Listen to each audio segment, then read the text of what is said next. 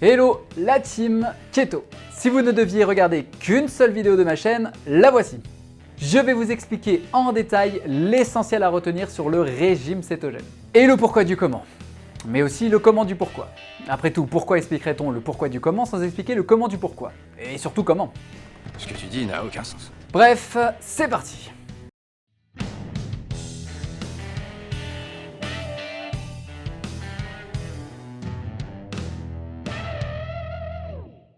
Nous essayerons d'éviter les redites, mais il faut bien définir les termes du sujet. Le régime cétogène est un équilibre alimentaire qui révolutionne nos croyances en matière de nutrition.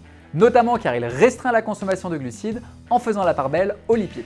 En clair, on fait gaffe au sucre, on mange des protéines et surtout, on mange du gras. Beaucoup de gras. Normalement, c'est ici que j'aurais placé le sage seigneur Caradoc, mais on va éviter d'abuser quand même.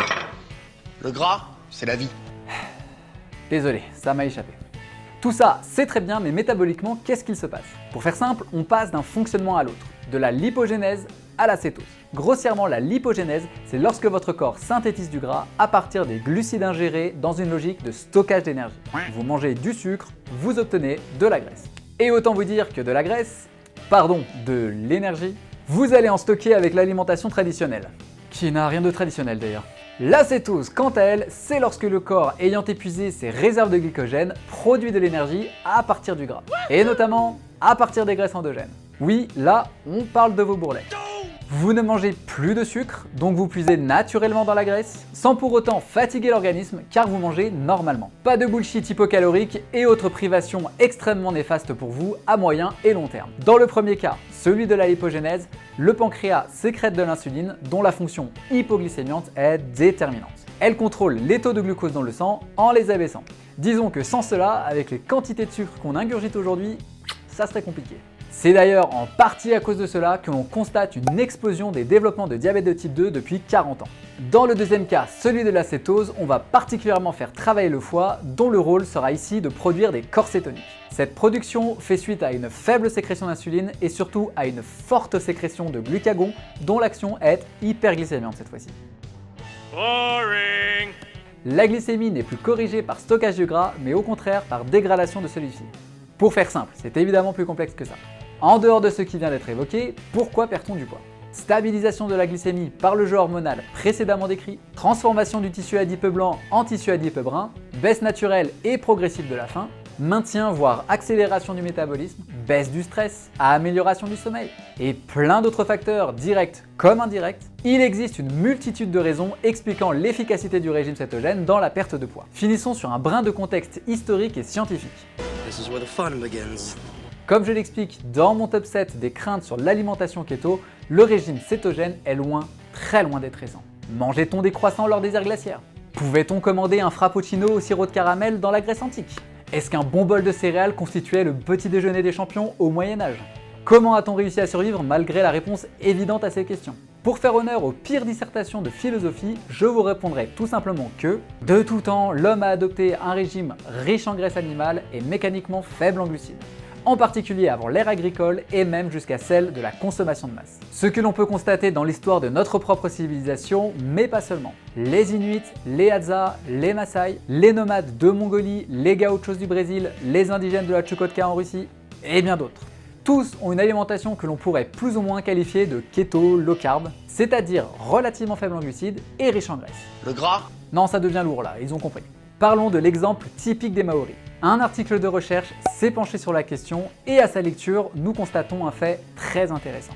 Lorsque les Maoris avaient une alimentation principalement composée de protéines et graisses animales ainsi que de légumes, ces derniers avaient un physique que l'on pourrait qualifier d'athlétique. À la fin du XVIIIe siècle, le grand explorateur James Cook explique ainsi qu'ils étaient physiquement forts, robustes, plus grands et minces. Le naturaliste qui l'accompagnait, Joseph Banks, ajoutait même qu'ils n'étaient jamais gras, que leur musculature par endroits était impressionnante et qu'ils excellaient dans les travaux physiques. Que s'est-il passé? Bah non.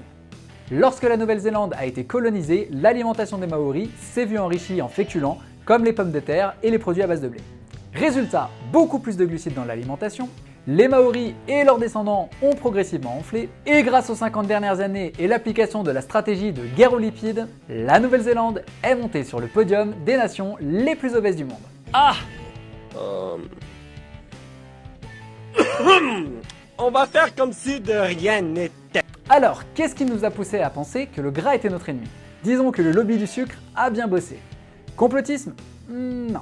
En 2016, une étude publiée dans le JAMA Internal Medicine a fait une étonnante révélation, celle de l'une des plus grandes escroqueries scientifiques dans le domaine de la nutrition. Alors que la science se rend rapidement compte des dangers du sucre, la SRF décida de contre-attaquer. En 1967, 3 chercheurs de Harvard ont été payés l'équivalent de 50 000 € actuels pour réaliser une méta-analyse publiée dans le très prestigieux New England Journal of Medicine, celle-ci disculpant le sucre et pointant du doigt le gras comme responsable de tous les maux. Vous voulez savoir le plus beau dans l'histoire? L'un de ces scientifiques est devenu par la suite le ministre de la Santé de la première puissance mondiale. Et voilà comment vous vous retrouvez pendant des décennies avec une compréhension totalement faussée de la nutrition. Le mal est fait et il est très difficile d'expliquer que ce que l'on croyait vrai pendant si longtemps ne l'est pas. Heureusement, les études se multiplient et certaines voix commencent à s'élever. En 2017, plusieurs centaines de médecins canadiens signent une lettre ouverte appelant à manger keto. Low carb, high fat, c'est ainsi que nous médecins mangeons et vous devriez en faire autant. Tout est dit. Ils expliquent notamment qu'ils sont plusieurs milliers de médecins à travers le monde à manger ainsi et à expérimenter les bienfaits d'une telle alimentation aussi bien sur eux, sur leur entourage que sur leurs patients, dont les résultats cliniques sont sans appel et durables. Alors bien sûr, le régime cétogène n'est pas le seul possible ni le seul bénéfique. D'ailleurs, j'en aborde plusieurs autres dans une autre vidéo de ma chaîne, mais ces effets aussi bien à court, à moyen qu'à long terme portent leurs fruits. D'où la popularité croissante qu'il connaît à travers le monde. Voilà, désolé, c'était un peu long et technique, mais je pense et espère que ça vous en a appris un peu plus sur le sujet et que cela vous aura été profitable. Pour les plus intéressés, j'ai aussi ajouté quelques sources concernant les différentes parties de cette vidéo. Régalez-vous en description. Si cette vidéo vous a fait réfléchir et que vous souhaitez tenter l'aventure, mais que vous êtes un peu déboussolé, n'hésitez pas à me contacter et je me ferai un plaisir de vous accompagner dans ce projet. Et en attendant, vous pouvez liker, commenter et vous abonner à ma chaîne afin de ne rien louper. Allez, à bientôt la Team Keto!